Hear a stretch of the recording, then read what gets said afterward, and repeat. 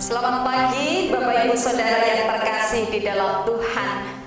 Berkat Allah boleh menyertai kehidupan kita sampai dengan pagi hari ini. Tentu ini menjadi sebuah keyakinan dan pengharapan bagi kita untuk kita bisa melanjutkan kehidupan kita. Pagi menyapa bersama dengan saya Pendeta Lintang Anggraini. Saudara, mari siapkan hati, pikiran, mata kita untuk tertuju pada kebenaran firman Allah. Kita berdoa. Pagi hari ini ketika kami menyambut hari yang baru dengan tetap berpengharapan bahwa penyertaan tangan Tuhan akan senantiasa ada dalam kehidupan kami. Penyertaan tangan Tuhan yang juga kami yakini melalui kebenaran firman-Mu yang akan menolong kami untuk kami bisa mengerti apa yang sesungguhnya Tuhan kehendaki di dalam kehidupan kami. Bersabdalah ya Allah, kami siap untuk mendengarkan. Amin. Ibu bapak saudara, kita akan mempersiapkan Injil Yesus Kristus menurut kesaksian Matius. Pada Matius 21 ayat 12 sampai dengan 22. Matius 21 ayat 12 sampai dengan 22. Lalu Yesus masuk ke bait Allah dan mengusir semua orang yang berjual beli di halaman bait Allah. Ia membalikkan meja-meja penukar uang dan bangku-bangku pedagang merpati dan berkata kepada mereka, ada tertulis, rumahku akan disebut rumah doa, tetapi kamu menjadikannya sarang penyamun. Maka datanglah orang-orang buta dan orang-orang timpang kepadanya dalam bait Allah itu dan mereka disembuhkannya. Tetapi ketika imam-imam kepala dan ahli-ahli Taurat melihat mukjizat-mukjizat yang dibuatnya itu dan anak-anak yang berseru dalam bait Allah, Hosana bagi anak Daud, hati mereka sangat jengkel. Lalu mereka berkata kepadanya, engkau dengar apa yang dikatakan anak-anak ini? Kata Yesus kepada mereka, aku dengar. Belum pernahkah kamu baca, dari mulut bayi-bayi dan anak-anak yang menyusu engkau telah menyediakan puji-pujian. Lalu ia meninggalkan mereka dan pergi keluar kota ke Betania dan bermalam di situ. Pada pagi-pagi hari dalam perjalanannya kembali ke kota, Yesus merasa lapar. Dekat jalan ia melihat pohon ara, lalu pergi ke situ. Tetapi ia tidak mendapat apa-apa pada pohon itu selain daun-daun saja. Katanya kepada pohon itu, engkau tidak akan berbuah lagi selama-lamanya. Dan seketika itu juga keringlah pohon ara itu. Melihat kejadian itu tercenganglah murid-muridnya lalu berkata, bagaimana mungkin pohon ara itu sekonyong-konyong menjadi kering? Yesus menjawab mereka, aku berkata kepadamu, sesungguhnya jika kamu percaya dan tidak bimbang, kamu bukan saja akan dapat berbuat apa yang kuberbuat dengan pohon ara itu, tetapi juga jika kamu berkata kepada gunung ini, beranjaklah dan tercampaklah ke dalam laut, hal itu akan terjadi. Dan apa saja yang kamu minta dalam doa dengan penuh kepercayaan, kamu akan menerimanya. Saudara, biarlah kita disebut menjadi orang-orang yang berbahagia ketika kita memperhatikan sabdanya dan kita melakukannya dalam hidup. Amin. Ibu bapak saudara yang terkasih dalam Tuhan, ketika kita punya keinginan, ketika kita punya harapan, ketika kita membayangkan dan punya ekspektasi pada sesuatu gitu ya, pada suatu hal, dan ternyata yang terjadi tidak seperti itu, kira-kira apa yang dirasakan? Marah, jengkel, bahwa saya berharap yang seperti ini terjadi tapi tidak terjadi. Jengkel rasanya. Menghadapi sesuatu tidak seperti yang saya inginkan. Ada perasaan jengkel, perasaan marah. Nah, saudara, memang satu di antara sekian banyak perasaan yang ada di dalam diri manusia itu adalah kejengkelan. Dan ini bisa terjadi pada siapapun. Bisa jadi pada anak-anak, bisa jadi pada mereka yang muda remaja, bisa jadi mereka yang dewasa, yang sudah sepuh, laki-laki perempuan, siapa saja bisa merasakan kejengkelan. Tetapi sesuatu yang membedakan dari setiap orang yang sama-sama bisa merasakan kejengkelan adalah bagaimana seseorang memiliki respon, bagaimana seseorang memberikan tanggapan ketika kejengkelan itu datang di dalam dirinya.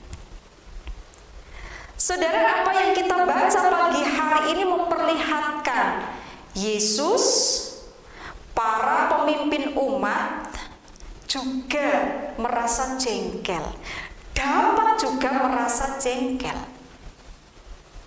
Dalam kisah di perikop kita yang pertama, Yesus mengusir, memutar balikkan meja-meja, membalikkan meja-meja penukar uang dan bangku-bangku penjual merpati di halaman bait Allah.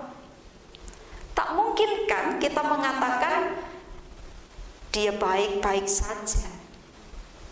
Dia tidak marah ketika melakukan hal itu.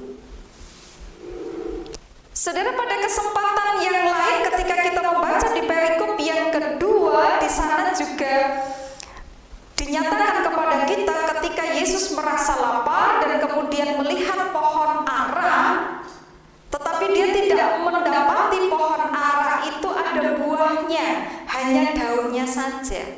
Katanya kepada pohon itu, engkau tidak akan berbuah lagi selama-lamanya. Ia mengutuk pohon itu sehingga seketika menjadi kering. Saudara, bukan hanya Yesus. Di dalam perikop kita di ayat yang ke-15 pun dikatakan di sana para imam kepala dan ahli-ahli Taurat pun jengkel ketika mereka melihat apa yang sedang dilakukan oleh Yesus. Nah, saudara, ini hendak menyatakan kepada kita bahwa siapapun kita, perasaan jengkel itu memang manusiawi. Dan memang kita ya terimalah ketika memang tidak ada sesuatu yang terjadi tidak seperti yang menjadi ekspektasi kita, yang menjadi harapan keinginan kita. Tak perlu kita menyangkali dan tak perlu kita menghilangkannya. Tetapi yang terpenting dari semuanya itu adalah bagaimana kemudian kita mengelola rasa jengkel yang muncul di dalam diri kita. Saudara, biasanya kalau orang jengkel itu otomatis gitu ya, otomatis yang terjadi, ekspresi yang muncul adalah kata-kata. Jadi biasanya yang pertama kali muncul itu adalah kata-kata. Kata-kata yang terdengar tidak begitu enak, kata-kata yang terdengar tidak begitu sedap, mungkin juga kata-kata yang kasar. Jengkel boleh, tapi mari mengendalikan kata-kata yang keluar dari mulut bibir kita. Apa yang akan kita keluarkan dari mulut bibir kita, sesungguhnya itu juga akan mengendalikan kehidupan kita atau akan mengendalikan tingkah laku kita, membuat sikap kita menjadi lebih baik. Jadi kalau ekspresinya itu yang pertama itu sudah otomatis keluar dari kata-kata dan kata-katanya itu kasar, tidak sedap didengar, maka kadang yang terjadi sikap yang kita tunjukkan pun bukan menjadi sikap yang baik.